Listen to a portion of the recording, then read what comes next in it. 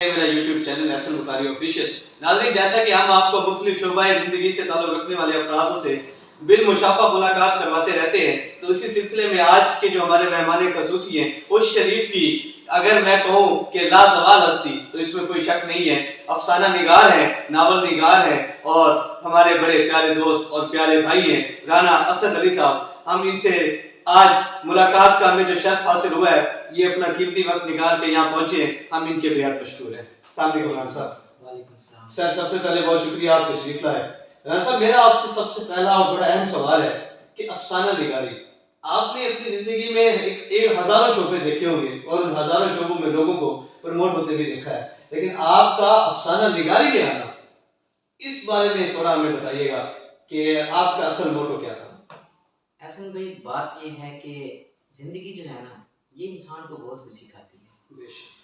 کبھی کبھار ایسا ہوتا ہے کہ انسان وقت کے ہاتھوں اتنا مجبور ہو جاتا ہے کہ وہ اپنی بات زبان سے بیان کرنا چاہتا ہے، لیکن جب وہ لوگوں کے رویوں کو دیکھتا ہے، ان کے خیالات کو دیکھتا ہے، تو پھر وہ اس چیز سے بہت دور چلا جاتا ہے۔ پھر وہی اپنے الفاظ قلم کے ذریعے کاغذ کے اوپر لکھ دیتا ہے۔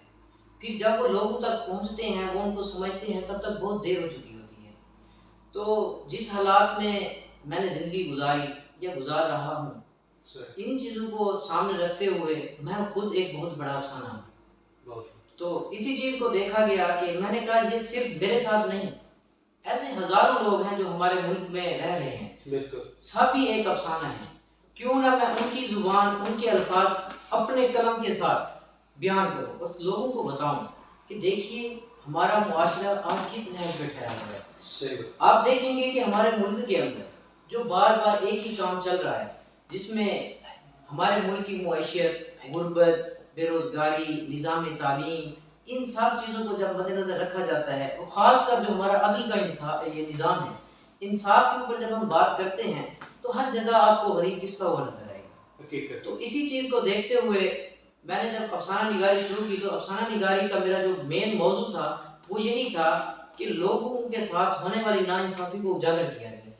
آج دیکھیں جتنے بھی ہمارے ملک کے اندر حکومتیں آئیں، کچھ ہوا، کبھی کسی نے غریب کا نہیں سوچا، اور ساری زندگی آپس میں لڑتے رہے اور یہی کہتے رہے فلاں غریب کا حق کھا گیا، فلاں کھا گیا، فلاں کھا گیا، تو کبھی کسی نے نہیں سوچا۔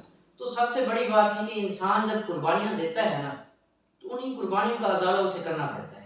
اسی چیز کو سامنے رکھتے ہوئے میں نے کافی موضوعات اپنی افسانہ نگاری میں شامل کیے، اور میں یہی باقی لوگوں سے بھی کہنا چاہتا ہوں کہ دیکھیے زندگی کے دکھ کبھی ختم نہیں ہوتے، ان کو ختم کرنا پڑتا ہے۔ بالکل ایسے ہی، بہت خوب۔ رانا صاحب، یہ بتائیے کہ افسانہ نگاری میں بھی تو بے شمار شعبہ جاتے ہیں، آپ نے کس شعبے کو زیادہ ترجیح دی اور اتنے کم عرصے میں آپ نے وہ کون سا شعبہ ہے جس پہ دن رات محنت کر کے یہاں تک پہنچے؟ میں وہ اسٹوڈنٹ تھا جسے نالائق اسٹوڈنٹ کہا جاتا تھا۔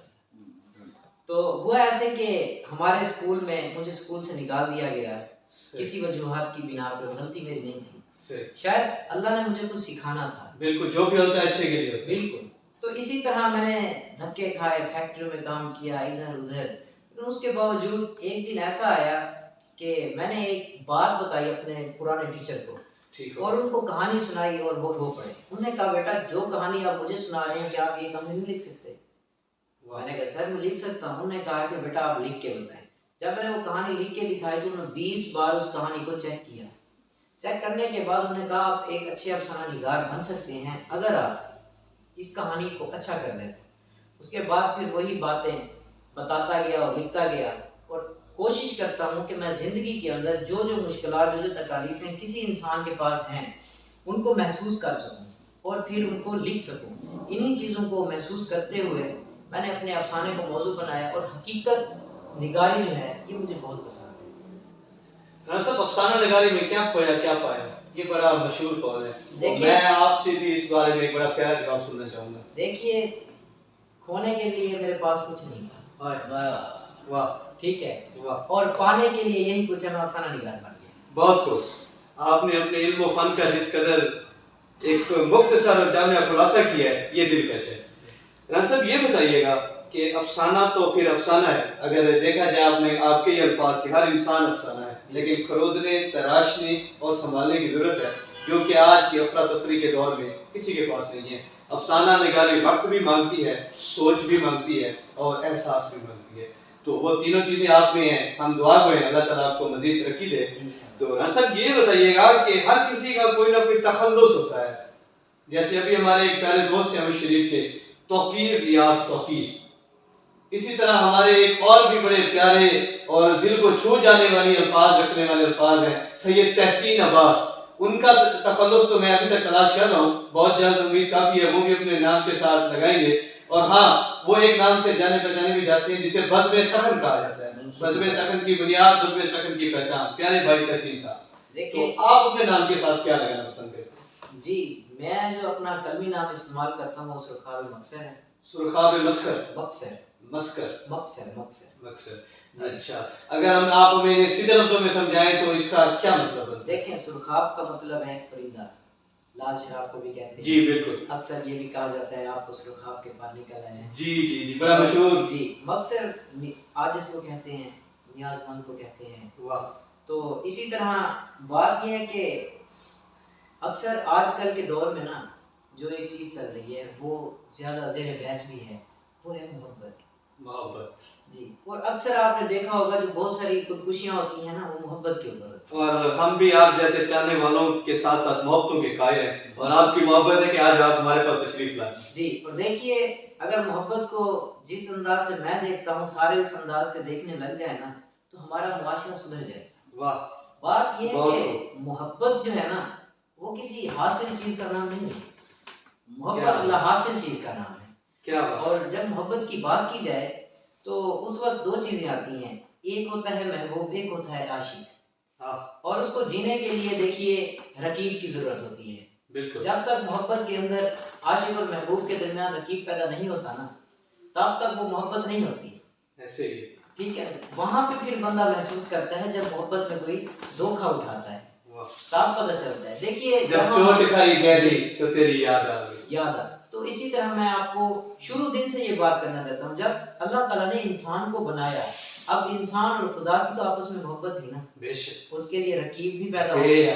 ابلیس جو ہے وہی رقیب رہا نا ہمارا، اس نے انسان کو خدا سے دور کیا۔ ایسے ہی، پھر جب ہم لوٹ کے جاتے ہیں شکستہ دل ہو کے اس کے در پہ جاتے ہیں، وہ کیسے محبت سے گلے لگاتا ہے۔ سبحان اللہ۔ تو اسی چیز کو سامنے رکھتے ہوئے ایک اور آپ کو مزے کی بات بتاتا جاؤں، ہر بندہ یہی کہتا ہے جس سے ہم محبت کرتے ہیں اس سے شادی ہو جائے۔ نہیں، میں اس چیز کا میں بھی آپ کی اس بات سے متفق ہوں۔ جی، میں اس چیز کا قائل نہیں ہوں۔ میں آپ کو اتنا بتانا چاہتا ہوں کہ جو بیوی ہے نا اس کو بندہ محبت کی نظر سے ضرور دیکھے۔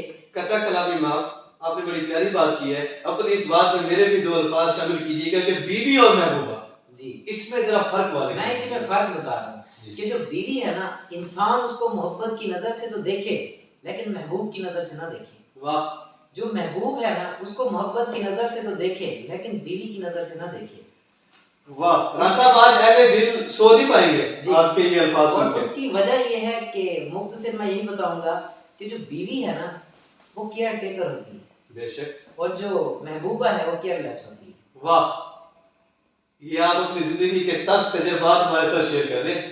جی دیکھیے تجربات تو ہوتے رہتے ہیں وقت کے ساتھ، تجربے کا نام زندگی ہے۔ جی، اور اسی زندگی کو جینے کے لیے اس طرح کے تجربے لازمی ہیں۔ واہ، رانا صاحب آپ نے بڑا پیارا ٹاپک چھیڑ دیا ہے، اب میرا دل نہیں کرتا کہ میں اس کو کلوز کروں، لیکن اس کے ساتھ ساتھ جو ہمارا موجودہ معاشرہ اور اس کی جو نوجوان نسل ہے، چند دن کی کال، 100+ ٹیکسٹ میسیجز اور ایک ملاقات کے بعد دل ہار بیٹھتے ہیں، اور اس کا جو اختتام ہے وہ بڑا خطرناک حد تک ہوتا ہے، یا تو پیار کرنے والی محبوبہ نے زندگی کو خیر بات کہہ دیا یا پیار کرنے والا محبوب دنیا سے کٹ جاتا ہے۔ یعنی میرے کہنے کا مقصد ہے کہ وہ اللہ والوں کی طرف نہیں جاتا، وہ اپنے آپ کو ہی کبھی کسی نے بند کمرے میں بند کر دیا، کوئی اپنی ترقی کی ہاں میں رائے رکاوٹ بن گیا، کسی نے کیا کیا کسی نے کیا نہ کیا۔ تو آج کی نوجوان نسل کے لیے آپ کا کیا پیغام ہے، خاص طور ان لوگوں کے لیے جن کے محبت سر چل کے بول رہی ہے، اور یہ موجودہ محبت جو صرف message, call, WhatsApp, audio, video call تک لمیٹڈ ہے،